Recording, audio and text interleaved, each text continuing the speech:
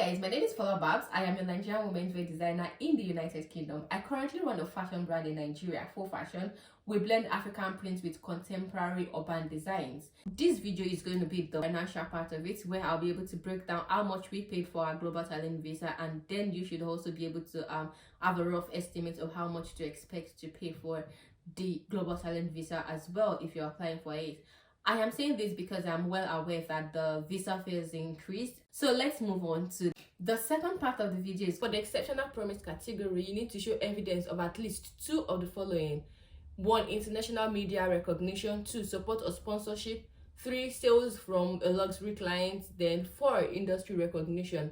So for the international media recognition, it says the same thing: give at least 2 examples of your work appearing in reviews or examples online or international publication or broadcast. You can also include evidence from social media if it's from an account that the British Fashion Council judges to be prominent. We've already highlighted this in the leadership category, where I talked about using my Facebook account, my Instagram account, screenshots and all of that. So if you haven't seen that video, please check my video here talking about it. And so we'll move to the next one, which is the support or sponsorship. So the second one is support or sponsorship. So it says give proof of support or sponsorship from British Fashion Council schemes or similar scheme from outside of the UK. For example, a British Fashion Council scheme in Nigeria or something. So you can think of all of these big awards that are internationally sponsored by people like the British Fashion Council and the rest of it. So for this part, I think you need to find out if the Fashion Association of Nigeria gives sponsorship for such. Basically, I know that what you need to do is just to get information or get a proof of support or sponsorship from an international organization, period. So all you need to do for this particular point is you have to be able to give the name of the organization, the date which the sponsorship was given to you as well. So guys, let's move to the next one.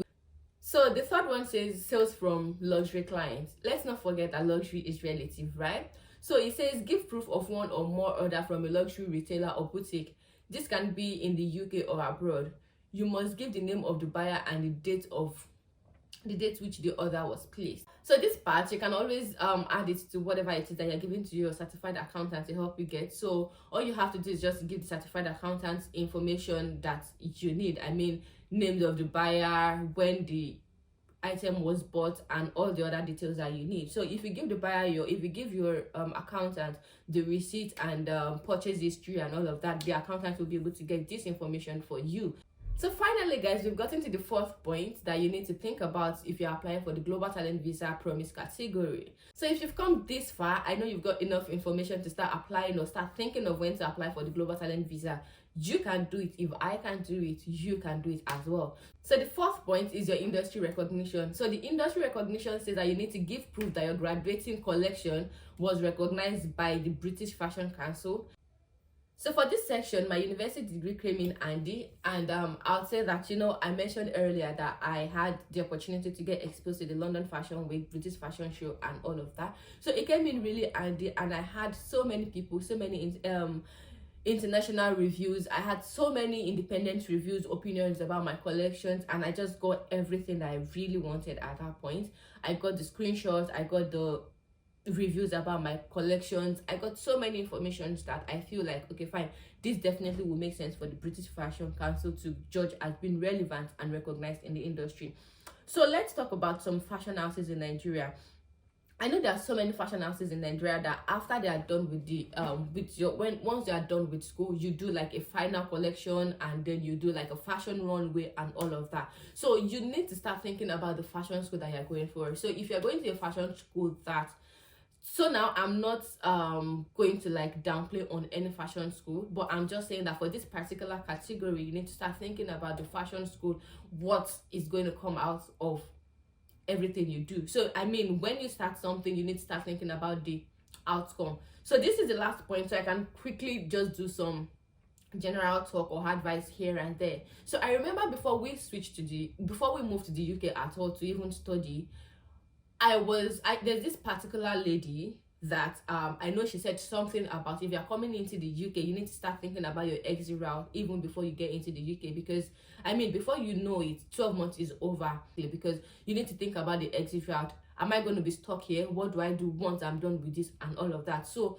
what happens after your fashion school, what happens when I'm done with my fashion school. So I knew I wanted to go for the global talent visa, and God came through for us. I wasn't thinking about post-study. Global talent visa has always been like exit from the onset, and it gave me the opportunity to start piling up my documents, working towards it, working actively towards it, and yes, it paid off at the end of the day. So you just have to think about what you need to do when you are going for something. I mean, think about the outcome even before going for it anyways. So in all, what you need is you need your 10 pieces of evidence about the relevant eligibility criteria, and you are good to go. Once you have all your documents put together, you can then apply for the global talent visa endorsement. You will get a decision about your endorsement within 8 weeks if you are in the UK, and 3 weeks if you are outside of the UK. So once you have your global talent visa endorsement, you can then apply for your visa. So you can apply for your visa and the endorsement at the same time. The only risk to it is that if you don't get endorsed, it means you are stuck at the visa processing stage. So I don't know what's going to happen, but of course it's a case of no endorsement, no visa. So that is why it is usually advised that you get your endorsement first and then you apply for your visa. The visa stage does not really take a long time. It's just like if you're trying to kill two stones with one bird, and you're trying to like buy time by applying for both of them together. But in my own case, I applied for the endorsement first and then applied for the global talent visa. So it's then up to you, whichever way you want to do it. If you want to apply for both together or you want to apply for them separately like I did. So if your permission to stay in the UK is about to expire, applying for the visa will extend it until you've been given a decision. So guys, for all of your documents, if you wish to use the content of a web page, such as reviews, event listings, videos, or radio show or podcast that you have appeared on as your evidence, what you need to do is just to provide full printed copy or screenshot of the page and full URL for the for the page as well. If the language in the video, radio show, or podcast is not in English, you must then include a fully translated transcript to English from a certified translator. So these documents will, in conjunction with your reference letters, show that you meet the criteria above. So for me, what I did when I wanted to use my YouTube channel and the FF channel on YouTube, I took a URL of each page and applied under each document. I also did a screenshot of the views, the reviews, and the number of followers and all of that, subscribers to the YouTube channel and all of that, just for them to be able to see that, okay, fine, this is really relevant and it's got visibility and all.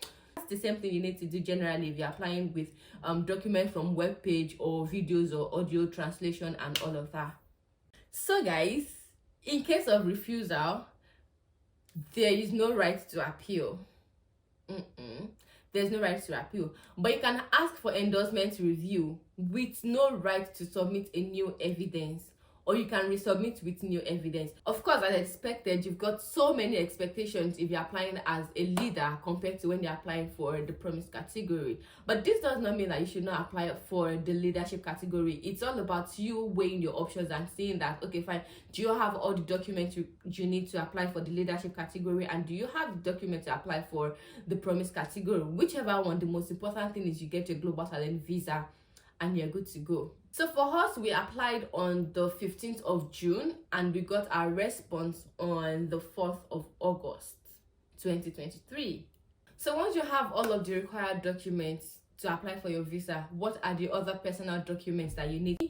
So for me, I used my marriage certificate to prove my relationship with my husband, and also because when I came in here, I came with my maiden name passport. So I only changed my husband's name when I moved to the UK, but I came in with my passport that had my father's name before I moved into the UK. I dropped my CV as well, a comprehensive CV highlighting what you've done and all of that. So I know some people also drop their personal statement. I didn't drop a personal statement because my immigration lawyer advised that since I had a comprehensive CV, I should just ignore the personal statement part, and it worked for me. So I also dropped a birth certificate for my child. So if you are coming with dependents, you also need to drop birth certificates for your children as well. And then evidence of cohabitation with my partner. So I dropped the evidence of cohabitation with my partner in this our current home. So that includes your utility bills, your bank statement, anything ownership that shows that you live together. Then my degree certificate from the University of Salford and my certificate of incorporation. So for the stage 2, which is the visa application part, what you need to do is to get your international passport, proof of relationship with your civil partner or your spouse, get a birth certificate for your child or your children, your biometric residence permit if you're in the UK, biometric residence permit for your dependents if they are also in the UK. If you're not in the UK and you're coming from Nigeria, you can skip this part. Degree certificate, certificate of incorporation, and your letter of endorsement from your endorsing body. So once you have all of this, you can go ahead to apply for your visa. So once you are done with your visa application, then you chill 3 weeks if you're outside the UK, or 8 weeks if you're within the UK, again for you to get your visa application or your visa done. And once you have your visa, you are good to go. You can also apply for the fast track process, but I did not apply for the fast track process. So if you're in a hurry, you can always apply for the fast track process to get your visa as soon as possible. So but basically that's all you need. So guys, let's move to the financial part of it.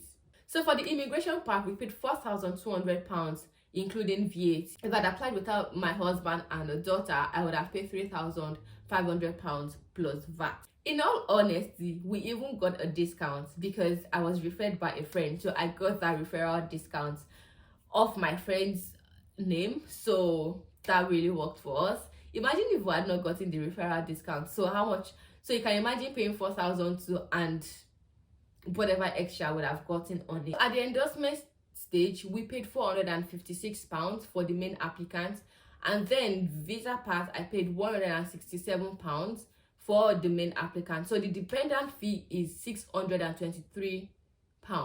So if we had to times £623 by 2, that's for my husband and my daughter, and that will give us a total of £1,246.